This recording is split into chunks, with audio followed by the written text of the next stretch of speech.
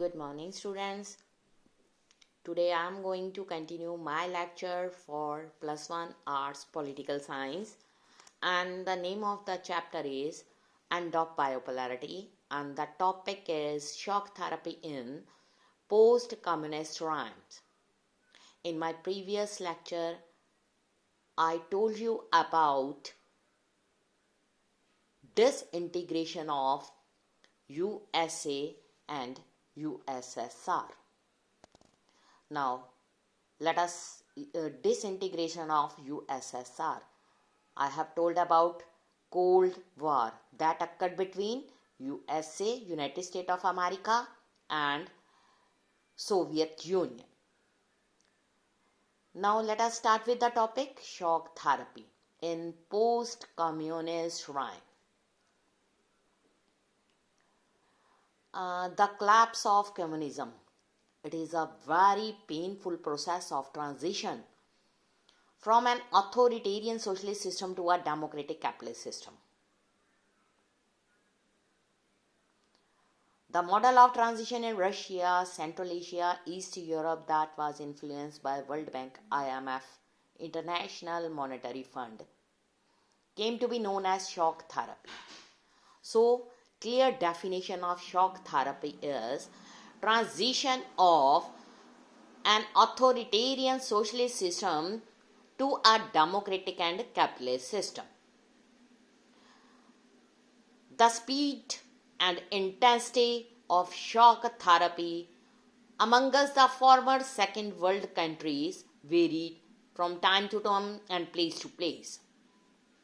But जो इसकी directions and features थे वो मिलते जुलते थे.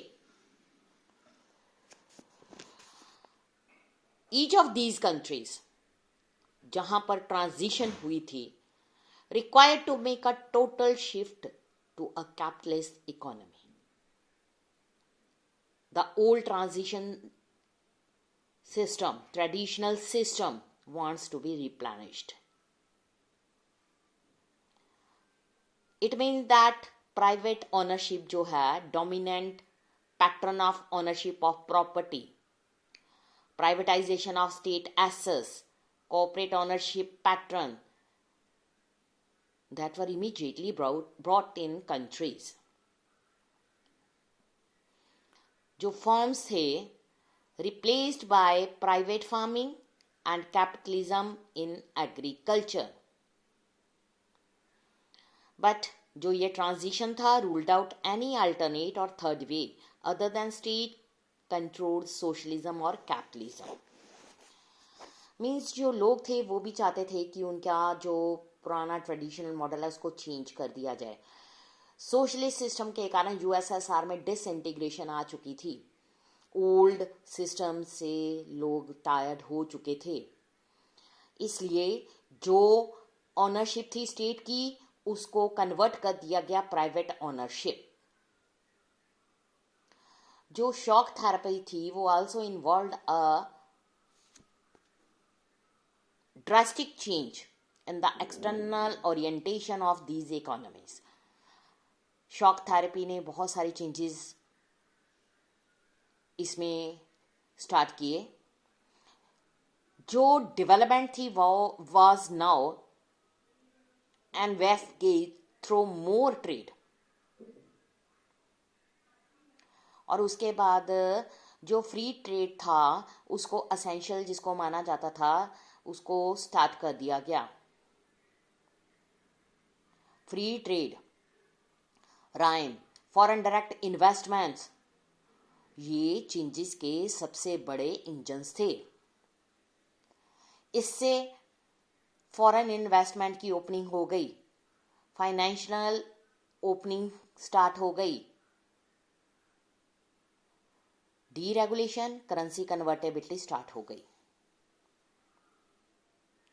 अब फाइनली अगर हम ट्रांजिशन की बात करें, इसमें जो एग्जिस्टिंग ट्रेड था और जो अलायंस कंट्री थी सोवियत ब्लॉक में इन्वॉल्व हो रही थी उनमें एक ब्रेकअप आ गया. हर स्टेट जो इस ब्लॉक में शामिल थी डायरेक्टली उसका लिंक वेस्ट के साथ हो गया. ये स्टेट अब एक दूसरे के साथ लिंक्ड नहीं थी। इट मीन्स इन स्टेट में वेस्टर्न इकोनॉमिक सिस्टम इस्टेब्लिश हो गया। जो वेस्टर्न कैपिटलिस्ट स्टेट थी वो लीडर बन गई। उन्होंने control the development of region through various agency and organizations के थ्रू लोगों को गाइड किया। अब शॉक थेरेपी तो आ गई, पूरी तरह से कंप्लीटली सारे चेंजेस हो गए, बट इसके कुछ कॉन्सिक्वेंसेस भी थे। जो शॉक थेरेपी थी 1990s में स्टार्ट हुई थी, लेकिन इन्होंने जो पूरे अपने कंट्री के लोगों के साथ जो प्रॉमिस किया था यूटोपिया ऑफ मास कंजम्पशन, इसमें ये सक्सेसफुल नहीं हो सके, जिसके कारण जो इकोनॉमीज थी उसमें रुइन हो गई और एंटायर रीजन के लोगों के ऊपर एक डिजास्टर आ गया। रशिया में जितनी भी स्टेट कंट्रोल्ड इंडस्ट्रीज थी सारी की सारी कोलैप्स हो गई। 80% जो इंडस्ट्रीज थी उनको प्राइवेट इंडिविजुअल्स और कंपनी को सेल के लिए दे दिया गया।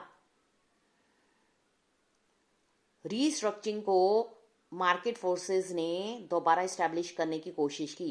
गवर्नमेंट का इसके ऊपर कोई कंट्रोल नहीं था।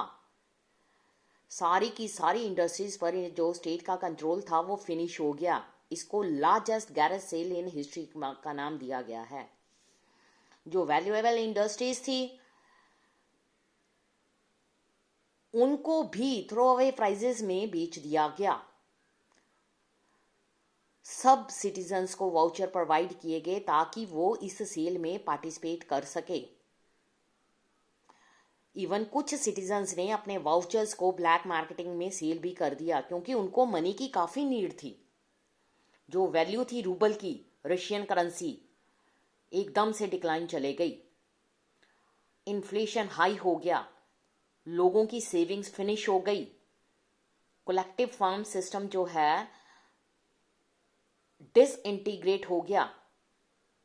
फूड सिक्योरिटी लोगों के पास नहीं थी, इसलिए रशिया ने दूसरी कंट्री से फूड को मंगवाना शुरू कर दिया और जो रियल ग्रॉस डोमेस्टिक प्रोडक्शन थी रशिया की 1999 में, वो 1989 में जितनी उससे भी बिलो चले गई।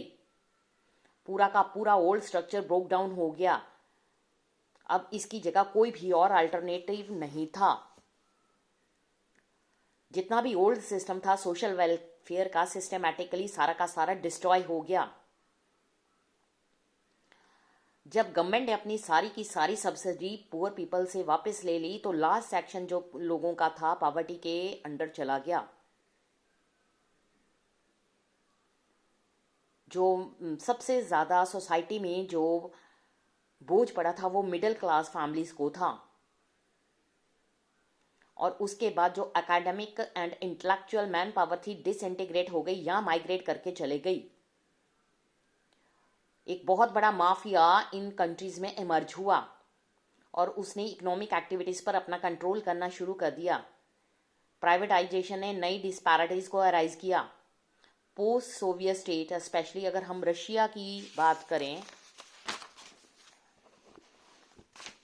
डिवाइड हो गया between rich and poor regions. जैसे कि पहले की सिस्टम की तरह था, ग्रेट इकोनॉमिक इनइक्वालिटी लोगों के बीच में आ गई।